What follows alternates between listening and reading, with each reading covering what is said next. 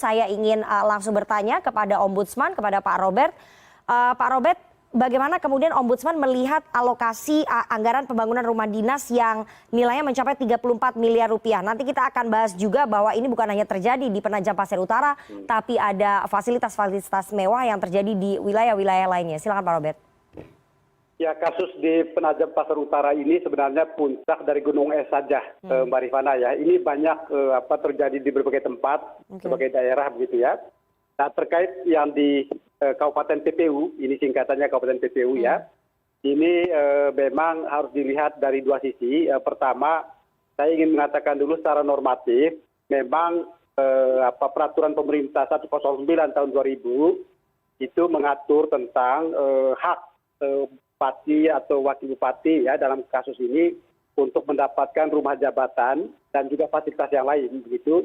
Dan juga secara faktual saya kebetulan beberapa kali ke sana memang juga agak aneh karena kabupaten ini sudah hampir 20 tahun, pemekaran tahun 2002 gitu, belum juga punya rumah jabatan.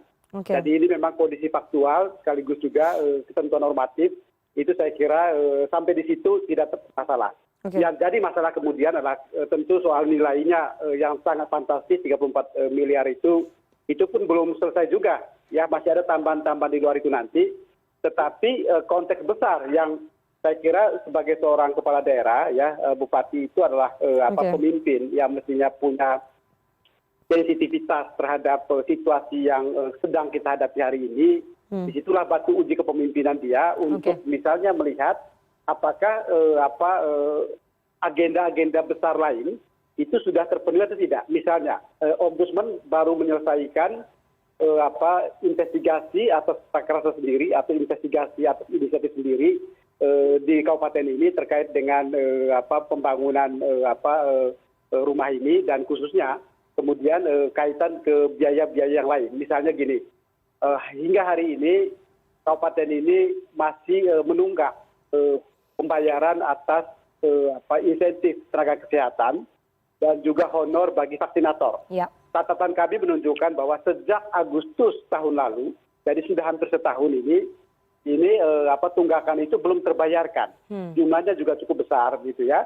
Dan dalam kacamata Ombudsman ini kemudian dianggap sebagai maladministrasi karena ada penundaan berlarut terhadap kewajiban dari Pemda dari Kabupaten PPU untuk membayarkan insentif terhadap nakes dan honorarium untuk vaksinator dan bahkan juga tunggakan terhadap tambahan penghasilan bagi PNS. Coba saja misalnya melihat komentar publik dan para pegawai yang ada di YouTube sebuah televisi merespon pernyataan bupati gitu. Jadi saya kira boleh saja kemudian bupati akan memberikan argumentasi apologetik di mana itu bukan kewajiban dan jumlahnya juga tidak sefantastis yang diduga. Tapi kan tetap saja substansi kasusnya adalah bahwa satu sisi ada ironi bangun rumah yang sangat mewah, tapi pada sisi lain kita kurang memperhatikan garda depan penanganan atau penanggulangan COVID ini di mana tenaga kesehatan itu merupakan elemen yang sangat kunci, yang sangat krusial dan kita kurang memperhatikan sisi itu. Itu terjadi di PPU dan juga di daerah-daerah lain, Pak Rifana. Oke, Pak Robert, kemudian Anda mengatakan ada potensi maladministrasi di situ ya. Selain potensi maladministrasi, apakah kemudian pengalokasian anggaran yang sangat besar untuk pembangunan rumah dinas ini juga ada potensi celah korupsinya? Wah, kita nggak tahu, kita nggak sampai ke sana ya. Tentu ada pihak yang lain gitu, meskipun ada selalu ada asumsi gitu ya. Modus di banyak daerah, bukan di PPU ya. Saya tidak bicara PPU secara umum. Modus di banyak daerah adalah biasanya dibuat program-program atau proyek-proyek berskala besar gitu, dan semakin besar suatu proyek itu makin besar celah. Kemudian ada rent seeking, ada penyimpangan dan sebagainya. Nah, untuk bisa memastikan ini memang aparat penegak hukum yang kemudian akan masuk dan saya kira didahului oleh misalnya pemeriksaan dari sisi keuangan oleh BPK misalnya ya. Tapi ini sisi lain yang tidak menjadi bagian dari perhatian Ombudsman itu. Ya, Pak Robert, selain di Penajam Pasir Utara, apakah kemudian Ombudsman juga mendapat laporan banyak pejabat publik yang memilih menghabiskan anggaran ataupun APBD-nya untuk mendapatkan fasilitas mewah di tengah pandemi COVID-19? Kita saja bisa mendapatkan informasi itu dari media sosial dan juga media bahwa ada beberapa pemerintah provinsi, kemudian ada beberapa anggota DPRD yang menghabiskan banyak anggaran untuk mendapatkan fasilitas mewah. Itu juga didapatkan datanya oleh Ombudsman, banyak laporan?